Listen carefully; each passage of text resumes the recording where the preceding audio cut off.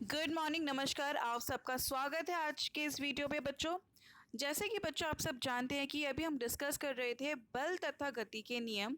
इसमें हम अभी तक 2 नियम डिस्कस कर चुके हैं, तो आज के वर्कशीट में हम बल के गति के तीसरे नियम को समझेंगे और उसके बाद उसके प्रश्न उत्तर करेंगे। तो बच्चों चलिए स्टार्ट करते हैं। जैसे कि आप सब जानते हैं कि अभी तक हमने डिस्कस किया था कि बल क्या है, तो आज हम जानेंगे कि जब भी कोई मतलब जब भी बल होता है तो हमेशा क्या होता है, जोड़ने में होता है, जो विपरीत दिशा में दो अलग अलग वस्तुओं पे कार्य करता है। तो ऐसा क्यों होता है उसके बारे में आज की वीडियो में हम जानेंगे। तो बच्चों ऐसा इसलिए होता है क्योंकि वो गति का तीसरा नियम है कि इस नियम के अनुसार जब एक वस्तु दूसरी वस्तु पर बल लगाती है तो दूसरी वस्तु भी पहली वस्तु पे बल लगाती है। दोनों क्या होंगे, एक दूसरे पर बल लगाएंगे।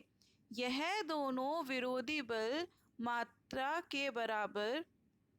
में बराबर पर विपरीत दिशा में होते हैं। पहले बल को क्रिया और दूसरे को प्रतिक्रिया कहते हैं। Means every action has equal and opposite reaction. बहुत इजी सा एग्जाम्पल है, जैसे कि आप किसी को थप्पड़ भी मारते हैं, किसी को पिटाई, आपके हाथ में भी चोट लगती है ना। क्यों? क्योंकि आपने पहले पे बल लगाया, तो वो क्या हुई, आपने की क्रिया, और उसकी प्रतिक्रिया क्या हुई, जब आपको दर्द हुआ। इसी तरीके से जब आप फुटबॉल खेलते हैं तो आपने बॉल को किक मारी, तो किक मारने के बाद आपने जो किक मारी तो उससे क्या हुआ, आपने क्या वो बल लगाया, तो आपने तो की क्रिया। लेकिन फुटबॉल भी प्रतिक्रिया करेगी जिससे कि हमारे पैर में उस टाइम पे हल्का सा दर्द महसूस होता है। ठीक है बच्चों, तो चलिए इसको और विस्तार में समझते हैं। गति का जो तीसरा नियम है, प्रत्येक क्रिया में समान एवं विपरीत क्या होगी, प्रतिक्रिया होती है, और यह दो विभिन्न वस्तुओं का कार्य करती है। ठीक है बच्चों, जैसे कि एक स्प्रिंग तुला, इसको बोलेंगे स्प्रिंग बैलेंस, स्प्रिंग तुला ए को दूसरे स्प्रिंग तुला के में चित्र अनुसार फंसाकर ए के ऊपरी हिस्से को किसी दीवार या किसी स्टैंड पर लगा दें। इन्हें धरती में समांतर रखते हुए स्प्रिंग तुला बी को हाथ से खींचे। इन दोनों को लगाया, अटैच किया, फिर हाथ से खींचा, तो हमने देखा कि दोनों में बल का जो नाप है वो क्या है, बराबर है, लेकिन दोनों में अपोजिट है। जैसे कि इसमें देखिए यहाँ पर और इसमें यहाँ, दोनों में बल रहा है लेकिन वो क्या है, अपोजिट। तो यहाँ जितना क्रिया बल ए बी पर लगाता है उतनी ही प्रतिक्रिया बी ए पे लगा रहा है। ठीक है बच्चों, हमने क्या किया, दो स्प्रिंग तुला लिए, एक दूसरे को अटैच किया, जब हमने खींचा तो दोनों पे बल बराबर लगा, और हमने पाया कि जितना बल ए बी पर क्रिया करती है उसकी उतनी ही प्रतिक्रिया बी ए पर कर रही है। ठीक है बच्चों, तो चलो आगे देखते हैं गति के तीसरे नियम के दैनिक जीवन में क्या क्या यूजेस हैं। पहला है, खेल में टकराने पर चोट लगती है, इसलिए लगती है क्योंकि उस बल की, जिस भी चीज़ से टकरा रहे उससे हम प्रतिक्रिया हो रही है।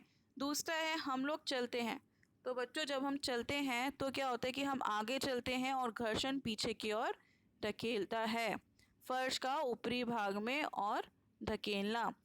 ओके बच्चों, और जैसे कि बंदूक है, बंदूक से गोली छोड़ने पर बंदूक का प्रतिक्षेपण, जो गोली है वो आगे जाती है, और हल्का सा जो प्रतिक्षेपण होता है वो, जिसकी वजह से वो पीछे आती है। रॉकेट का ऊपर उड़ना, यहाँ पे भी रॉकेट ऊपर जा रहा है लेकिन नीचे उसकी प्रतिक्रिया। नाविक के आगे की ओर कूदने की स्थिति में, जैसे कि आप कूदेंगे तो यहाँ से जो नाव है वो पीछे जाएगी क्योंकि ये क्या होगा, इसकी प्रतिक्रिया। ट्रैम्पोलिन के खेल में कूदने पर, जैसे कि आप कूदे, आपने एक बार बल लगाया तो दूसरे का प्रतिक्रिया से आप ऊपर उछल गए। सातवां है, गेंद को दीवार पर मारने पर वो दोबारा आती है। क्यों? क्योंकि वहाँ से क्या होगा, दोबारा फोर्स लगेगा, वहाँ से दोबारा रिएक्शन होगा। तो बच्चों ये था हमारे गति के नियम। अब उसके बाद उसके क्वेश्चन आंसर्स डिस्कस करते हैं। पहला है, गति का तीसरा नियम लिखो। तो बच्चों ये रहा का आपका गति का तीसरा नियम। यहाँ से यहाँ तक आपको लिखना है, ये है आपका पहले का आंसर, जिसमें हम लिखेंगे गति का तीसरा नियम क्या है। अब उसके बाद है दूसरा प्रश्न, यदि कागज हमारे द्वारा पेन पे लगाए गए बल का विरोध नहीं करता तो क्या हम कभी लिख पाते? नहीं। अगर वो विरोध नहीं करता तो हमारा हाथ फिसलता रहता, हम लिख नहीं पाते। तीसरा है, एक सैनिक राइफल से गोली दागने से पहले राइफल्स को फंदे से क्यों सटाता है? क्योंकि उसका क्या होगा, जब वो राइफल चलाएगा तो बंदूक से गोली निकलेगी और उसका प्रतिक्षेपण होगा, तो इसलिए वो सटा लेता है। इसका यहाँ से एक्सप्लेनेशन लिख सकते हैं और ये इसका चित्र। ओके बच्चों, तो चलिए अब नेक्स्ट क्वेश्चन देखते हैं। अगला क्वेश्चन पूछते हैं, दैनिक जीवन में गति के तीसरे नियम की कोई 3 प्रयोग लिखिए। तो बच्चों यहाँ से आप कोई भी एग्जाम्पल लिख सकते हैं 3। उसके बाद है, गति के तीसरे नियम की मदद से हमारे चलने की प्रक्रिया को समझाओ। तो बच्चों गति के तीसरे नियम के हिसाब से हम कैसे चल सकते हैं, हम या आपको एक्सप्लेन करना है ये वाला चित्र। थोड़ा और देखते हैं। तो बच्चों देखो, प्रतिक्रिया बल फर्श के ऊपर और आगे की ओर धकेलना, क्रिया बल फर्श के नीचे लगता है और पीछे की ओर। तो जब हम चलते हैं इस तरीके से बल लगता है, जब हम चल रहे हैं हम आगे की ओर चलते हैं बच्चों, तो क्रिया बल का होगा फर्श को नीचे और पीछे के। जब हम आगे चलते तो बल क्या होता है, पीछे की तरफ लगता है, और प्रतिक्रिया उसका जो रिएक्शन होगा वो ऊपर और नीचे की तरफ लगेगा। तो ये आपको एक्सप्लेन करना है कि हम जब चलते हैं तो गति का जो तीसरा नियम है वो कैसे काम करता है। बच्चों फिर उसके बाद हमारे सारे प्रश्न उत्तर एक्सप्लेन हो गए हैं, ख़त्म हो गए हैं। आज की वर्कशीट भी इसी के साथ ख़त्म होती है।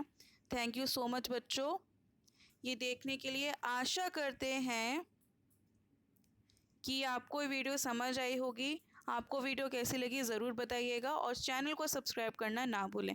थैंक यू सो मच बच्चों।